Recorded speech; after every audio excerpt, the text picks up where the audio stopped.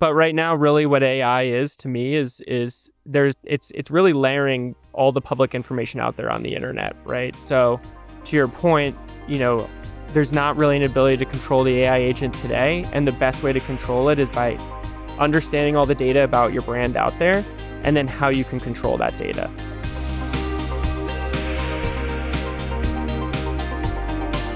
Welcome back to the Lessons for Tomorrow podcast, the motivational poster in your ear. I'm your guest host, Arlind Rojba, partner director at AmericanEagle.com.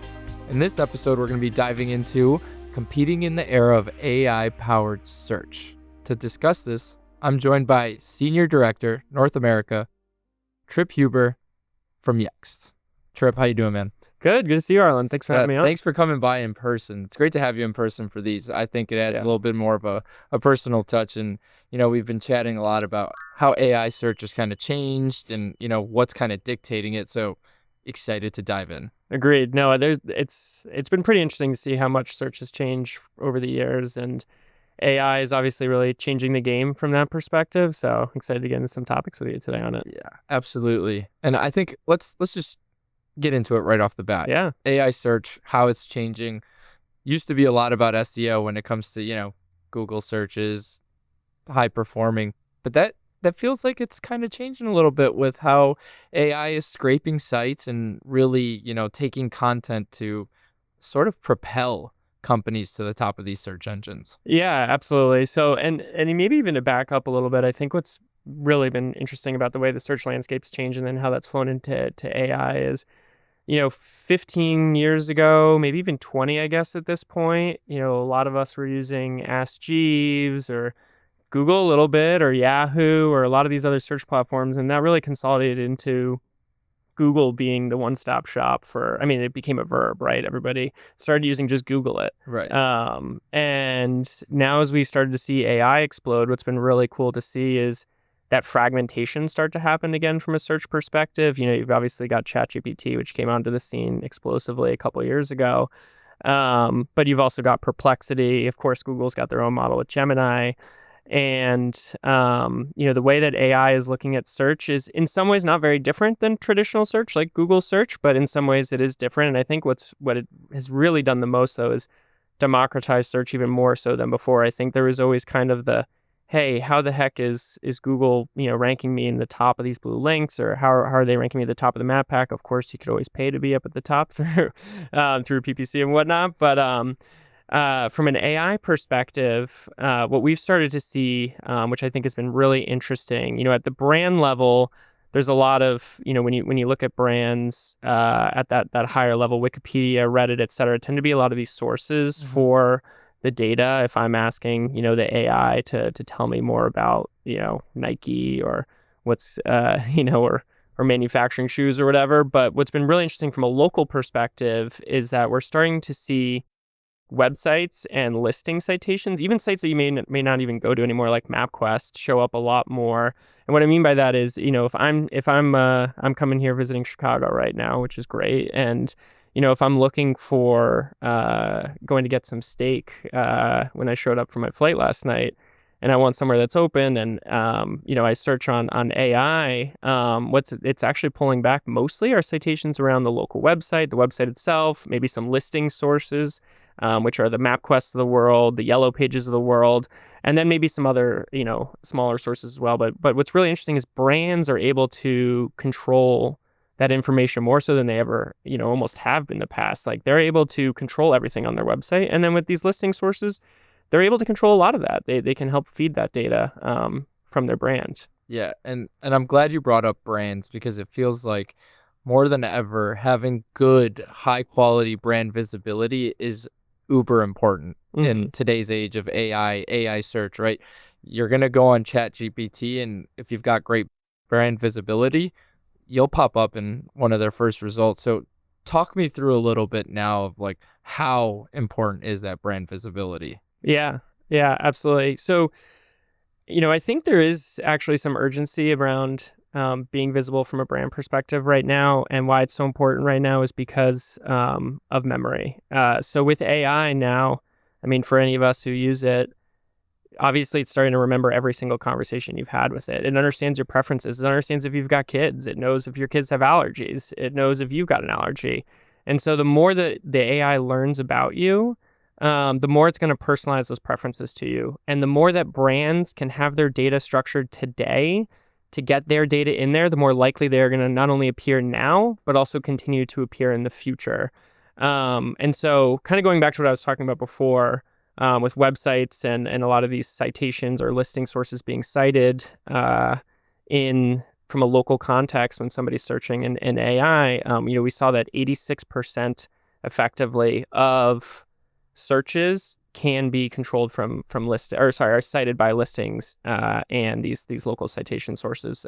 So it's a really powerful opportunity for brands to be able to be visible on those sources so that they're visible on AI now before memory starts to take such a foothold, and it's even harder for brands to be able to be visible to those consumers today and be able to drive leads through the funnel. Yeah, I couldn't agree more. And to me, that kind of should be a wake up for some brands to maybe clean up existing data, existing content, and, making it better. Kind of, we used to play to keywords a little bit. It feels like you have to play to AI now, right? Yeah. You got to, what is AI going to pop up? Because the amount of people that are probably going, yeah, I'm just going to chat GPT it. It used to be Google it. Right. You talked about Googling it being, a verb, adjective, noun, whatever. It's kind of what ChatGPT, Perplexity, Gemini, all of those have become. They've become sort of their own verbs. And I say this because it feels like search is almost being redefined now. It doesn't feel like it's our traditional search engine anymore, right? Right. It feels like we are all slowly figuring out, how to redefine search, So let's get into that. To you, what does the redefinition of search look like? Yeah. Well, to me, what I think is really been redefining it. We talked a little bit about it before, but I think to add on a little bit, one is memory, but I think two, what's also redefining it a lot is the paid side of it. With Google, we obviously see that there's really two ways to show up. There's the organic search, and you try to show up in the map pack, or you try to show up from on the blue links with your website or something like that, or through other listings, or you show up through ads and you pay for ads. With ChatGPT, ads don't exist yet. With some of these other platforms, I think those could be coming faster than others. Who knows? But what was actually really interesting was Sam Altman did an interview with the guy who runs Stratechery back in, I think it was like the May or June timeframe. And he basically was like, I hate ads. I don't want ads on ChatGPT. But his model that he's thinking about is, what if we charged every time somebody clicked on, something that came back, and actually, let's say I'm searching for shoes or something like that, and then I end up on Nike.com and I actually purchase shoes. What if we charge them a 1% to 2% affiliate fee instead? And so instead, we're just taking some of that purchase each time. And so I think that's really interesting because I think that personalizes the journey more than ever. The way that personalization always happened has been through cookies and brands really trying to understand the different actions people are taking, and then and cooking them to basically understand that. And now with AI's got memory, so AI is remembering everything you're doing from a personal perspective. So it's going to start showing all the stuff that you want from really what you have fed it, which is really interesting. And then two, if we don't go the route of ads, which who knows, maybe we do. I'm not saying we're going to go one way or the other. It's just interesting to see that might not be a way we go. The sort of real deep level of personalization that you can kind of get here without feeling like ads are intruding on your life. And instead, these AI tools are making their money off these affiliate fees instead is, I think, pretty interesting and changes things a lot. Then how does that change for the paid market too? I think that changes things a lot. You can't just rank because you're paying to rank. Instead, you got to really take a strong data approach and make sure that the facts about your business are on your website or on these listings, and then you're being cited by AI when people are asking about things related to your brand. Yeah, and almost that content, it really brings me to a point of discoverability, not paidability, but discoverability. How you want your brand to be discovered by these AI assistant agents, right? Yeah. Like, if I'm starting a clean slate, and man, I need a new sport coat. I've got a big event coming up. Where am I going to get it from? Let me ask AI. I mean, it's going to find me brands, Mm-hmm. but obviously the ones with the best discoverability will probably pop up at the top of that summary, the top of the Yep. list. Of course, AI might ask for specifics, give me some color, length, Right. etc. But I think that is very important on, how can companies maybe bridge that gap of discoverability? Yeah. I don't know if there's things that you've seen or experienced yourself, but if you have any advice, I'm sure people would love to hear that come from you. Yeah, absolutely. It's a great question, and of course, I think Yext helps solve for some of these things as well.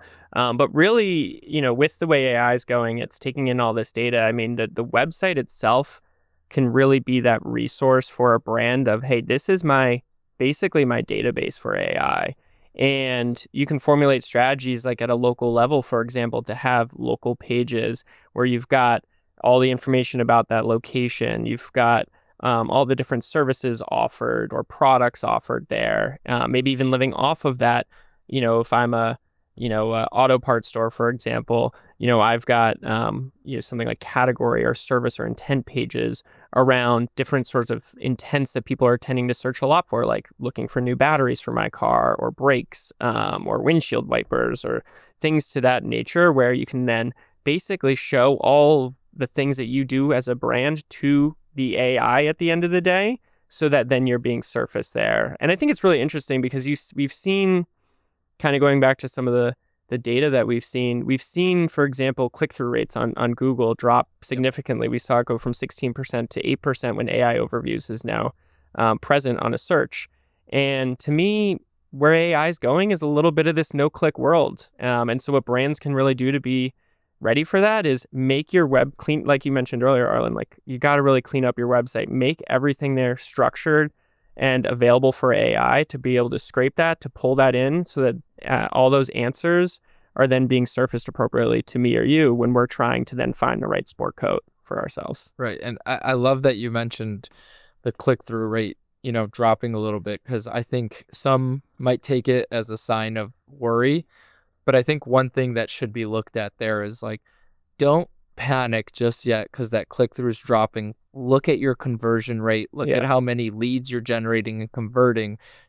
Just because they're not visiting your site and clicking through pages doesn't mean they're not getting the direct access, through a chat GPT listing, or, hey, I just hopped on Google and I asked and Gemini gave me this overview and boom, directly, no Mm-hmm. problem. Right. And I think back to maybe this sport coat example we've been using, right? You might ask for a general sport coat and it might give me some big designer brands, and we're looking at Paris, we're looking at New York. Yeah.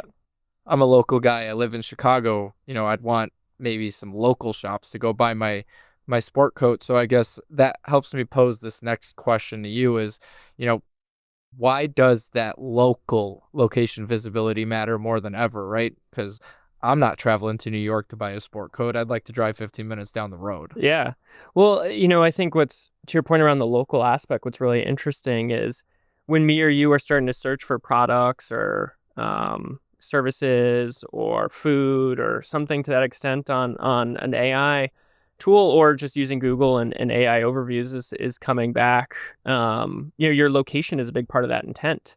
And I was doing it here with ChatGPT. I was doing it at home. It always knows where I am. And so it's returning stuff based off that local intent. And so for brands, if you don't have your data structured on places like your website or on your local site, on all these sites that have local citations about you, like the MapQuest of the world, which none of us go to today, but are cited by AI, like I mentioned earlier.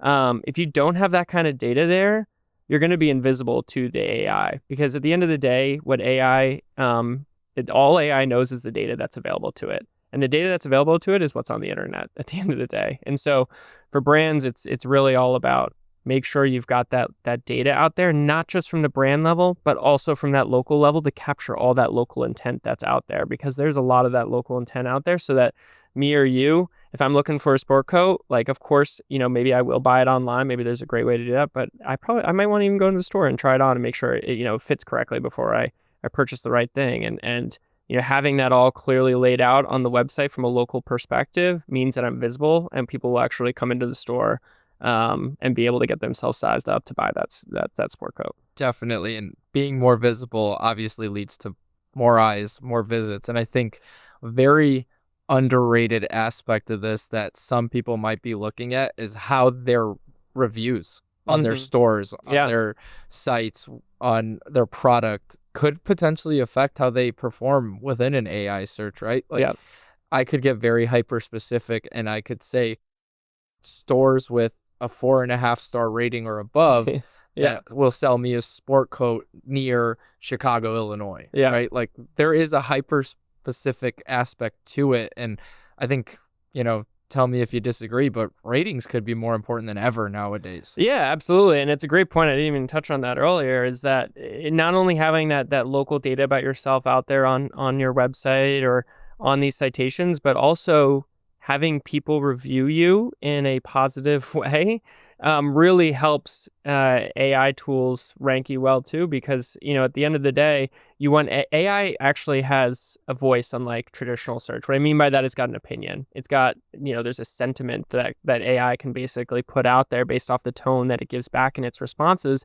And when your brand is represented by the AI, you want it to respond in a way to me or you who are searching for something in a very positive light, so that we are more likely to go there, or at least show the reviews of the people, which it might even just point out the reviews of those who've already been there. And so those are key decisions that I know I make on a daily basis, not to use anecdotes, but I know whenever I'm looking for whether to buy a sport coat, whether to go to a new restaurant I've never been to, of course I'm going to be looking at what other people think about it, because the brand might represent one thing, but is that really how it is? And reviews are so important to that, and AI is pulling that in just as much too, and it's a huge part of that local aspect as well. Right. And I mean, there's so many different criterias for a purchase, right?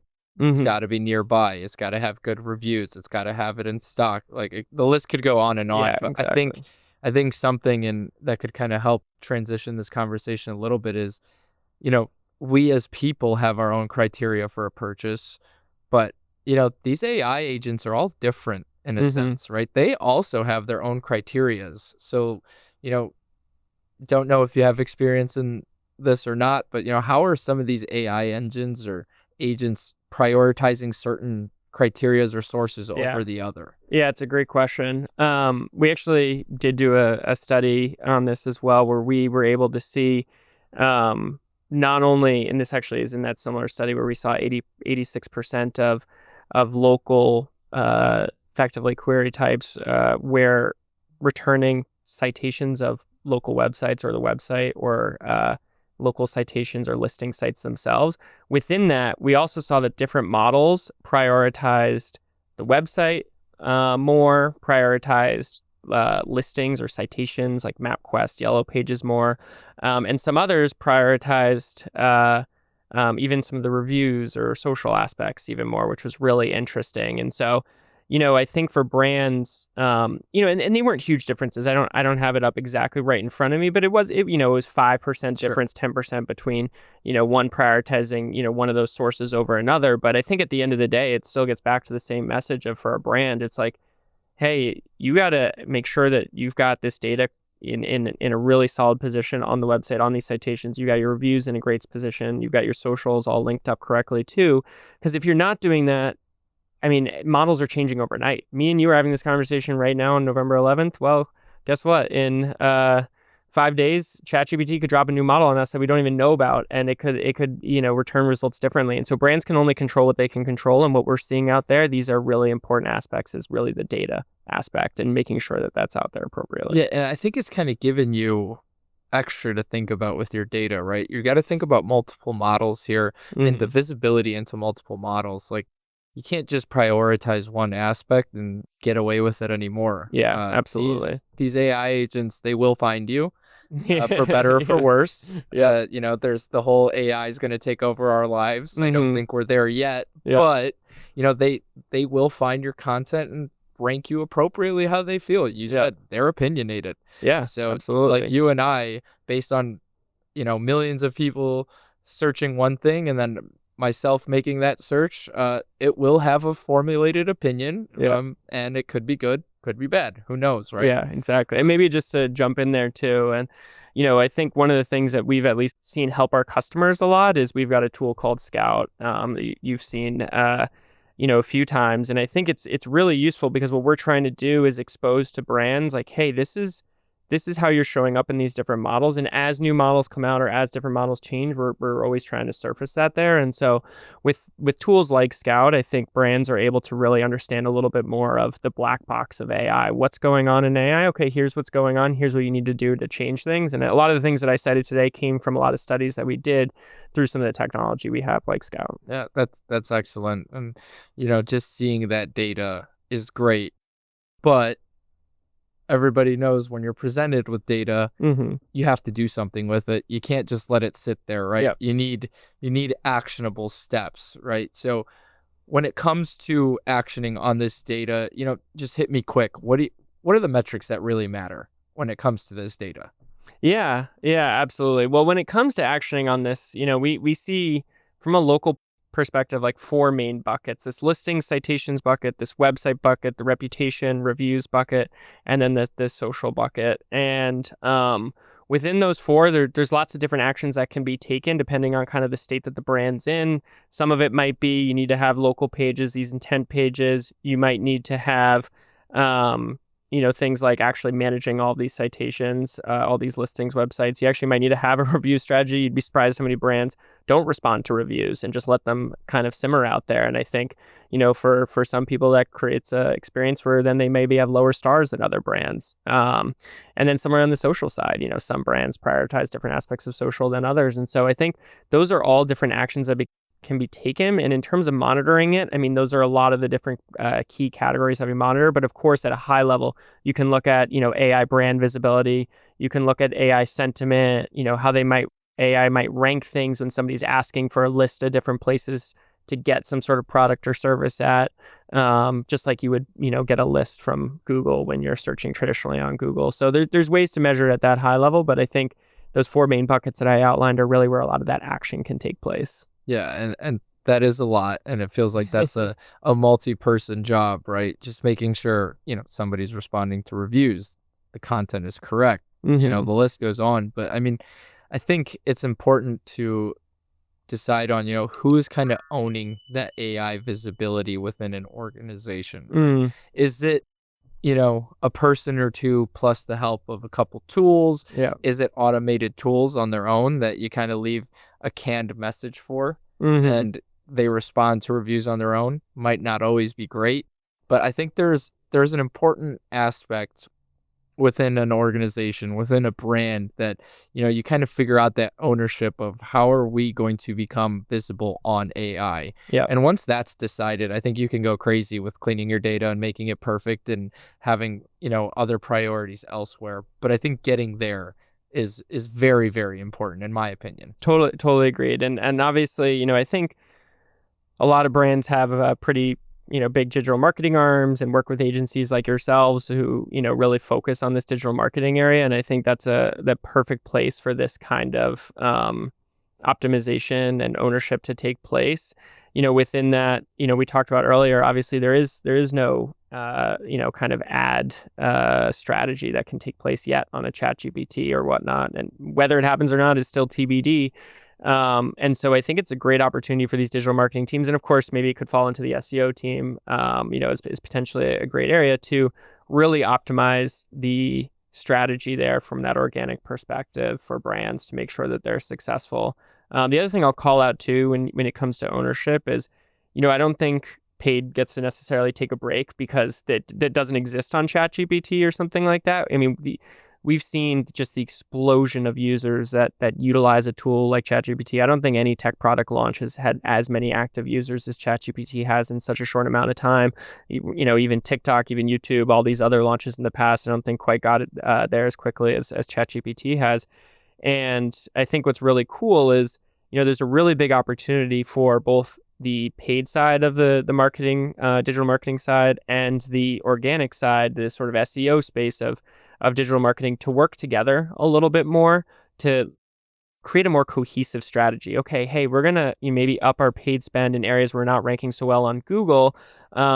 while, areas that are ranking really well on Google and AI, we'll work really hard to do those organic optimizations on. And then for AI, like, because there is no paid strategy, you got to work really hard on those organic optimizations. Yeah, and we've been talking a lot about all the work you have to put in AI and making sure you're appearing and everything's clean. And I think some people might come back to this and say, listen, hey, we just heard Tripp say that AI could change within 5 days. Like, what happens there? Yeah. Models update overnight, and all of a sudden the criteria that we've been hammering home and doing a great job of, what happens then? Right? Yeah. And I think that's a fair question personally. Yeah. Like, what are you supposed to do if, you go to bed and you did fantastic work and you're at the top of ChatGPT, and you wake up tomorrow, new ChatGPT model comes out, you're at the bottom of the barrel. Yeah.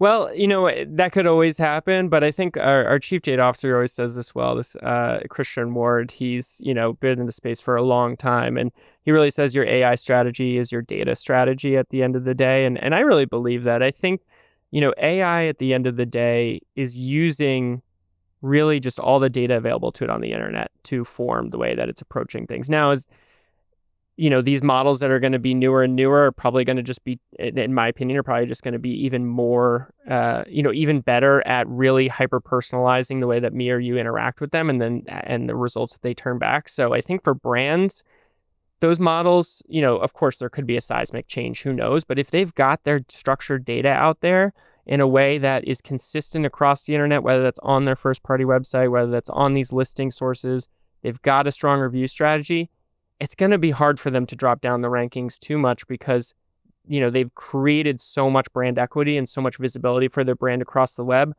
I can't imagine AI just ignoring them too much. So I think it really comes back to, at the end of the day, keep that strong data strategy. And even if something changes so much, if you've got that strong data strategy, I bet it's going to be easier for that type of brand to pivot than it will be for a brand that does not have a strong data strategy out there. Yeah, that's an excellent point. And of course would be very reassuring to those asking the question. I'm just asking the question for the people. I am not the people, so I hear you. Just, want to make sure we get ahead of that one.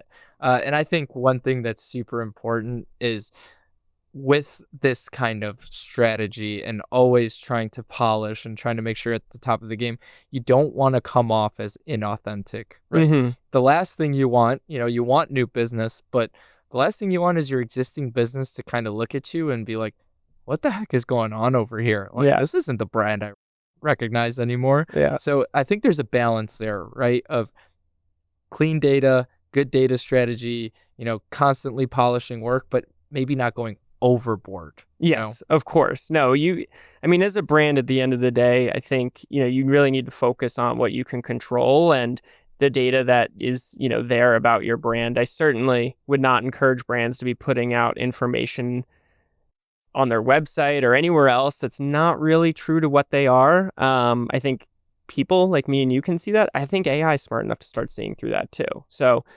like you said, I think it's important to have that data out there, but make sure it's truthful, of course. Yeah, so, exactly. And I think with that, you mentioned we're both smart enough to see it, and the hope is that AI is too. But, just another question to flip is, what if, you're kind of a newer brand, you've already got some great word of mouth, and you're kind of misrepresented in the AI image, right? There's not a whole lot about you out there.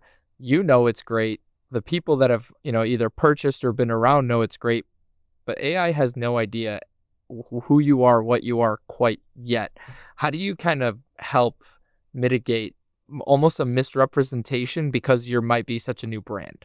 Yeah, no, it's a great question. And I think the first thing is, one, where's that misrepresentation coming from? Like, I would encourage brands to use a tool like a Scout to pull an understanding of really what AI is thinking about that brand from both a local perspective, but you can also look at it from a brand perspective as well, to really understand the source of where some of that is coming from. Is that coming from reviews people are putting online about them? Is that coming from a Reddit where people are posting a lot of crazy stuff about that brand?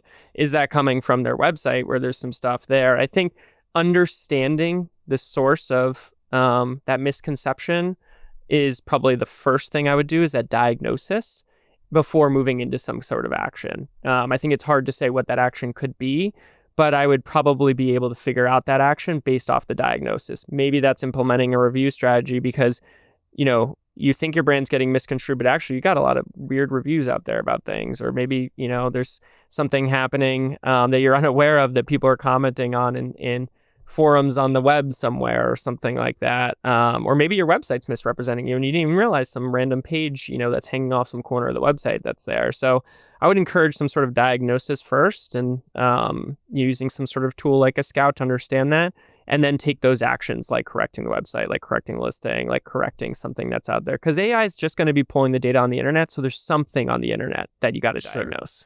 And I guess, kind of a follow-up question to your points is, finding out what you might need to fix.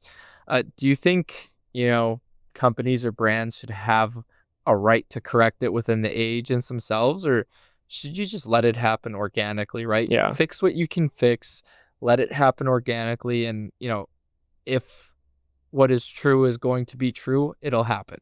Yeah, no, it's a great question. It'll be interesting to see where AI goes. Is there, Google at some point basically gave brands the ability through Google Business Profile, Google My Business, to control their listing on Maps, for example, and their listing on Google Search. Could AI go that direction where there's some ability for brands to control some of that data on there? Maybe. I think that could be interesting.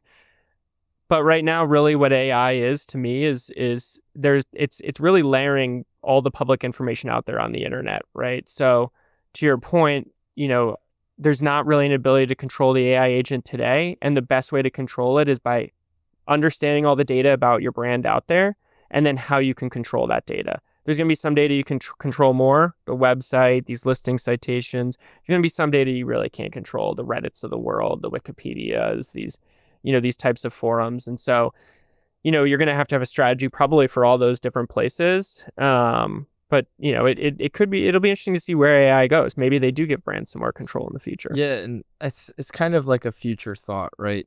We're not talking today and tomorrow. Mm-hmm. We might be talking next 3, 4, 5 years, right? Where some of this comes out and you almost think, like any new industry, there's going to be regulation that comes out. Mm-hmm. There's going to be standards that come out. And maybe that, how do you think that stuff could potentially reshape brand visibility?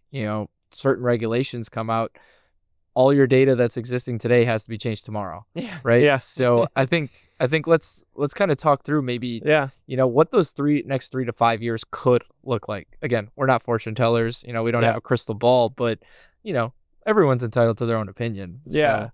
Well, I can definitely talk. I've got one opinion on the future, but before I get that, just to touch on the regulation aspect, I think that's pretty interesting. Is I was fortunate enough to live in Europe for a few years, and during that time, European Accessibility Act was passed, which basically meant that all these websites had to be very accessible for any kind of user that would be out there, and so a lot of brands were scrambling to really make sure that their website had all the accessibility features, had all these things that were needed. Could more regulation roll out like that with regard to AI? You never know. I mean, especially in more regulated environments like Europe, I think it certainly could. And it could be interesting to see what that means for brands. My take on the future, though, probably beyond sort of the regulation aspect a little bit. And what I've heard, from listening to a lot of other experts, out there as well, is that, take Alexa, for example. I think a lot of people have Alexa in their home, and take Siri as another example on our iPhones. I think Siri is getting a lot better. And a lot of these sort of traditional voice interactions have occurred with these agents that were not AI enabled. Alexa hasn't been AI enabled until Alexa Plus came out this year. Siri, similarly with the recent iPhone launches, has really improved significantly and are becoming AI backed effectively in terms of the way that they work. And so, I see a world where we go beyond the typing into the chatbot, into the LLM, into even more voice interaction with some of these AI tools. And they, you're working in your kitchen and Alexa's playing music or something, then you ask it, hey, what about this thing? Oh, add this to this, do this, do this. And, maybe Alexa goes out and actually, hey, I needed this. Can you find me where this is nearby? So I could, I forgot to get this, and it finds it for you and it tells you where it is. It tells you it's in stock, things like that. I think that voice interaction is a place where these LLMs are going to go pretty quick, and it might make it even more accessible to users that are not big computer people. I think that's something that's kind of cool about AI is that my grandparents, for example, they just never bothered to adopt computers. They tried, I think. I don't know,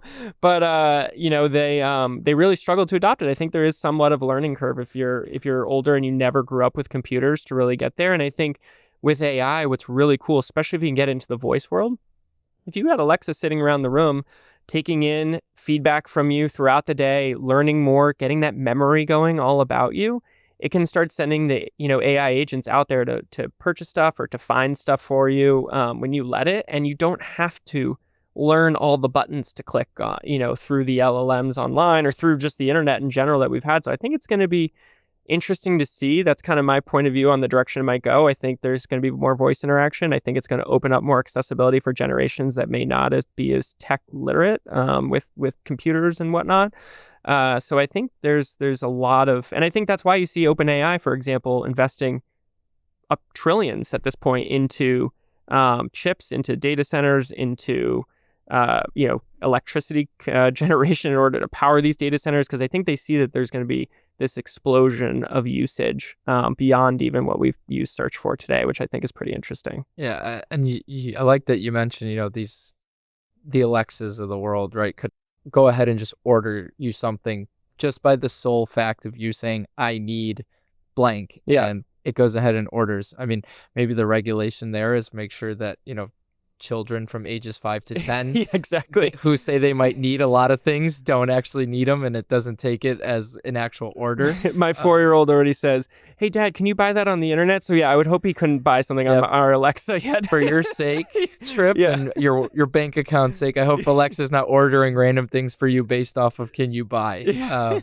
So just I wanted to go ahead and kind of put a bow on it, wrap it up. I mean, from your opinion, what are maybe 1 to 2 steps today some of our listeners can take when it comes to, this new era of AI, digital visibility, AI search? Yeah. So I would say that the first thing, going back to using that kind of terminology of diagnose, understand where your brand is today. Use tools like Scout to really understand how your brand is perceived, is performing, etc. From a brand perspective, use these tools so that you can diagnose. I think a lot of people just even have questions on how do I show up in AI? I don't even know. It's a black box. And so I think starting by diagnosing is going to be the right way for brands to go. From the diagnosis, then I think they can start taking those actions. And I think, of course, with Yext, I think there's a lot of ability to take a lot of those actions, like, manage your local website, manage your local intent category pages, manage your local listings, manage your review strategy, your social strategy. I think there's a lot of things that you can do within that. I think diagnosis first, understand what actions need to be taken, then take those actions. But I would say that there's an urgency right now for brands. I think that with memory, there's going to be a lot starting to take hold in each of the LLMs that me or you or anybody else uses that are really hyper-personal to the way that we use those LLMs. And so right now, there's a huge chance for brands to gain a foothold into the way that those LLMs are speaking about them early on before memory really, really takes hold. And, that'll give them a long-term opportunity here. So I think brands should take some action and really start to understand how they're performing out there on AI and do something about it. Amazing. Plenty of opportunity out there. That's for sure. Absolutely. Tripp, I want to thank you for kind of sitting in and chatting with me through this today. This was awesome, and I appreciate your kind words of wisdom right there at the end. I'm sure the listeners will appreciate it as well. Yeah, of course. No, thanks for having me on, Arlind. It's been great to be here. Thanks again, Tripp, and thank you all for listening to the Lessons for Tomorrow podcast. Find out more about AmericanEagle.com services and today's topic in the description below. Like, comment, subscribe, and please share this episode with others. I'm your guest host, Arlind Rojba.